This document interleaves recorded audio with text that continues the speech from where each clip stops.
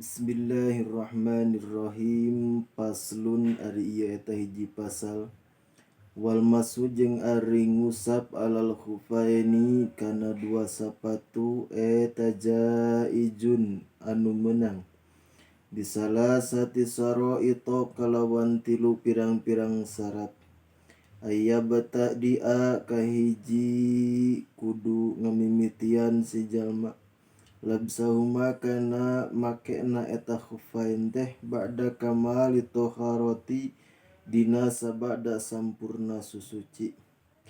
Wa ayyakuna jeung yen tabukti eta khufain eta satiroini nutupan duanana lima hali ghuslil fardi kana tempat ngawasuh anu fardu. Minal qodamaini tina dua sampean. Wa ayyakuna jeung yen tabukti eta khufain eta mimma tina perkara yumkinu anu kongang naon tatabuul masyi tuluy-tuluyna jalma anu lempang alaihima kana eta khufain. Wayam sahu jeung ngusap sahal mukimu jalma anu mukim yauman dina sapoe walailatan jeung dina sapeuting.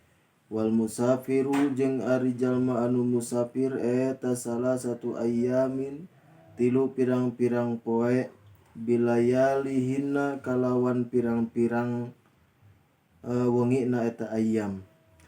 Wabtidaul muddati jeung ari ngamimitian waktuna mangsana eta min hina yuhdisu ti mimiti waktu hadas si jalma ba'da labsil khufaini dina sabada nganggo dua sapatu. Pain masaha mangkala mun ngusap si jalma fil hadri dina waktu hadir sumasaparo tuluy musafir atawa lempang musafir si jalma au masa atawa ngusap si jalma fi safari dina waktu sapar summa qoma tuluy ngadeg si jalma atamma mangka nyampurnakeun eta si jalma masa mukimin kana ngusap jalma anu mukim. Wayab tulu jeung batal naon almasu ngusap khufain eta bisalasa ti asya'a ku tilu pirang-pirang perkara. Bikhol ihima kahiji ku nyabutna eta khufain. Wan qidha'il muddati jeung kadua ku paratna mangsa beakna waktu. Wa majeng perkara yujibu anu ngawajibkeun eta ma al gusla kana adus.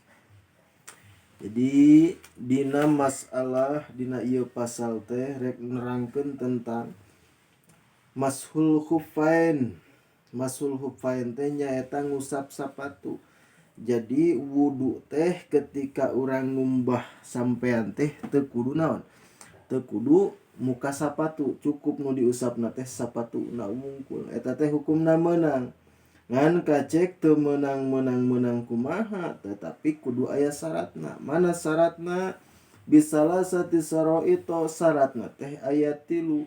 Ayyab tadi alam sahuma ba'da kamali toharoh kahiji jalma anu rek ngusapna teh kudu ngamimitian makena eta sapatu teh sabada sampurna suci.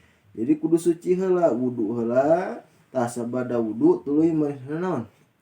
Make sapatu. Nah, hiji syaratna eta. Wa yakuna satirani lima hali ghuslil fardi minal qadamain. Kadua sapatuna anu ngalebihan tina ngumbah anu fardu seperti lamun dina suku teh mah anu farduna teh nepi kana mumuncangan, tah sapatuna teh kudu anu bisa nutupan kana mumuncangan. Sapatuna teh kudu bisa anu nutupan kana mumuncangan atau anu nutupan kana fardu. Wa yakuna mimma yumkinu tatabul masyi alaihima. Jeung katilu syaratna teh si sapatuna eta teh kudu anu mampu, anu bisa, anu kongang mampu eta sapatu teh kuat sehingga keun jalma anu lempang teh ketika lempang sapatuna teu matak ruksa. Wayam sahu al mukim yauman walalatan wal musafir salah satu ayamin bilayalihinna. Lamun jalma anu mukim misalkeun bisa jalma anu keur di imah bisa ngusap ngagunakeun masul khufain. ngan kacek waktuna teh ngan ukur sapoe sapeutingan. Ketika misalkan dina waktu tiris banget tiris sehingga kan di sapatu kulantaran horea muka sapatu udah tiris maka kenging karena lika wudu menggunakan masul hufain. Wal musafir salah satu ayamin bila yalihin lamun jalma anu musafir mah kenging tilu wengi tilu peting tilu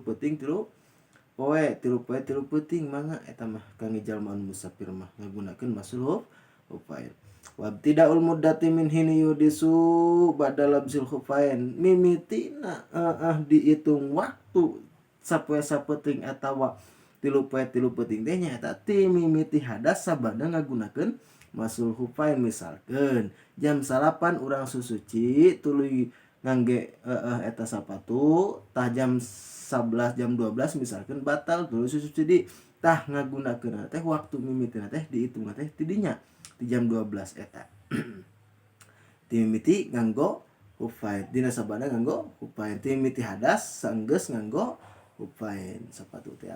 Pain masa fil hadri sumasa para masa pisaper suma komata masul hufain kumaha cenah lamun jalma teh ngagunakeun masul hufain dina waktu hadir tuluy benerna teh naon musafir keur cicing di imah tuluy musafir ngagunakeun keur di imah teh ngagunakeun masul hufain tilaan sapatu teh tuluy naon musafir atawa jelma teh au masafi safar ngagunakeun masul hufain teh keur waktu lumaku keur waktu di jalan suma aqoma atama masal mukim maka eta teh naon sampurnakeun masal mukim tegasna mah waktuna teh ngan dihitung teh sapoe sapeting. Wayab dulu al masu bisalasati asya batal ta ieu masul hufain teh ku tilu perkara. Hiji bihol ihima ku nyebutna eta sapatu wan kidaul muddati kaduana ketika geus biak waktuna maka batal ta masul hufain. Mama yujibu al gusla ketika jalma teh wajib kakenaan ku perkara anu mata kawajibkeun kana adus maka eta jalma oge masul hufaina batal.